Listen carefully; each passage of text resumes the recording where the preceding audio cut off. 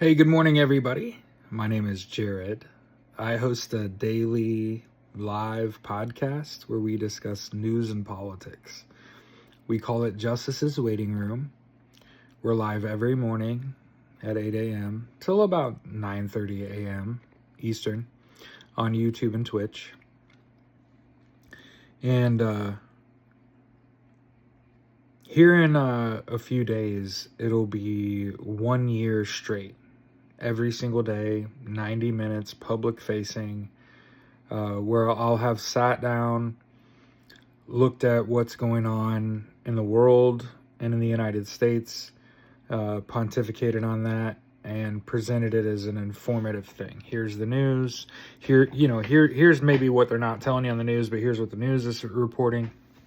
And recently, and it keeps nagging me, that 100 Democrats voted to condemn socialism when Zohran Mamdani was elected.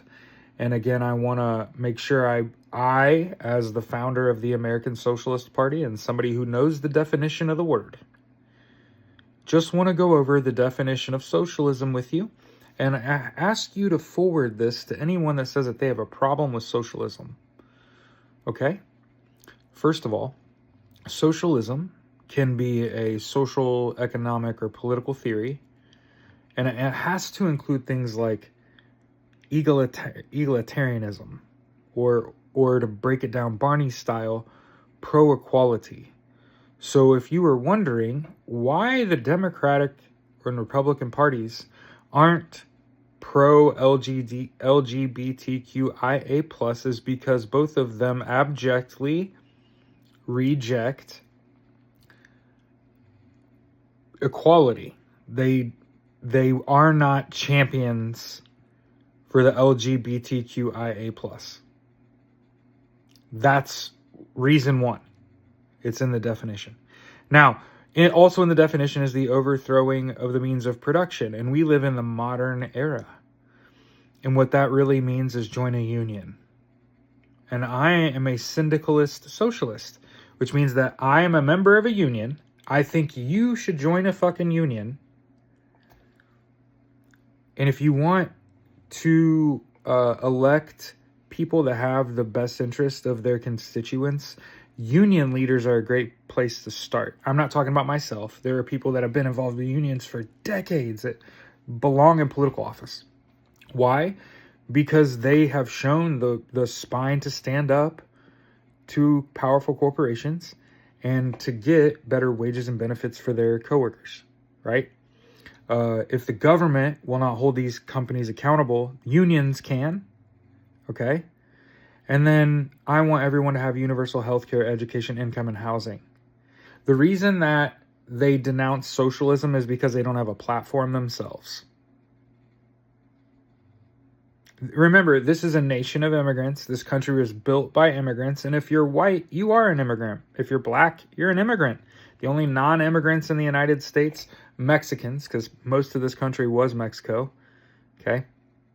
So think about this. Being racist as an American, against the Mexican person, they're indigenous. You're not. Dumbass. And also, American Indians. You notice how you never see an anti-immigrant American Indian or Indian in general? They're more like the subject of racism, which, by the way, Russia is hinging their ability to wage war all over the world on the effectiveness of racism, which is the dumbest shit ever, right? It's part of being pro-equality, no matter the color of your skin. This is a nation of immigrants.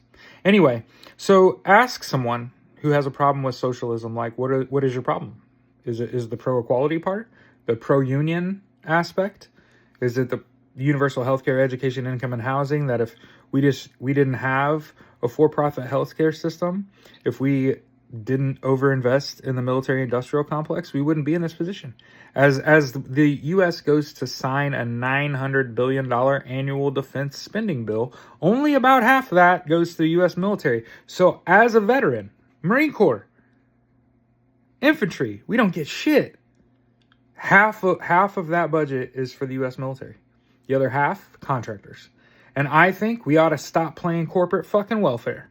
I think if you don't provide a service to the U.S., you shouldn't get a dime from it. Amen? That's the hardcore reality of the situation, is that Democrats and Republicans are backed by corporations, and they are going to uphold capitalism at all costs and say that's how we got here. No, they got here off the back of cheap labor. We didn't get what we were worth. We never have gotten what we were worth. That's the reality of the situation. And until we can look at the situation and say, you know what, we're worth more. And that's how I feel. I feel like, can you imagine what we could have achieved in just my lifetime if we didn't have to worry about the cost of healthcare, education, housing, and all you had to do was worry about feeding yourself and keeping the lights on? I think the government should even give you a couple $1,000s a month until you don't need it, until you've made your way. Think about how many more successful musicians we'd have. Think about how many more successful actors, filmmakers, artists in general we'd have if everyone got at least to, like, I don't know, 30 years old without being forced to sell out or hyperextend themselves financially to get somewhere. What if you didn't have to do that?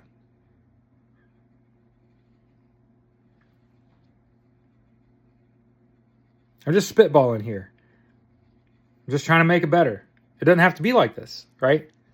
We don't have to capitulate to big business to get what we want politically. We want people in public office that have our best interest. That's it. Instead of foreign countries and corporations. We the people, governed by the people. We need to get back to that. Wherever the fuck that was. Good to go? Oh, by the way, somebody told me, I'd never call myself a socialist. The Nazis were socialist. That's actually not true. The Nazis infiltrated the Socialist Party. They strategically absorbed members, especially like people in the working class, into their paramilitary wing. So think about, like, you go to work someone every day and this shit sucks. Yeah, we ain't making no money. We never gonna be able to get anywhere. How about you come shoot guns with us? Oh, and you end up joining some, like, militia. That's like how the Nazis recruited people out of the Socialist Party. They called them beefsteaks. And they co-opted socialist-leaning workers by promising to fulfill aspects of the Nazis' 25-point program. They also monitored and disrupted socialist groups. So think about that. If I say I'm a socialist and that I just want everyone to have universal healthcare, education, income, and housing, and that I'm pro-equality and pro-union, and your reaction to that is the Nazis were socialists, that makes you fucking stupid, and you are purporting Nazi propaganda. If you're the kind of person that says, go live in a socialist country, that's what the Nazis would say. Because you don't know what socialization means. You don't understand what Medicaid is. You don't understand what the VA is. And you don't understand that that's how they get you in the military. The promise of healthcare, education, income, housing. I could say that as somebody that was on active duty.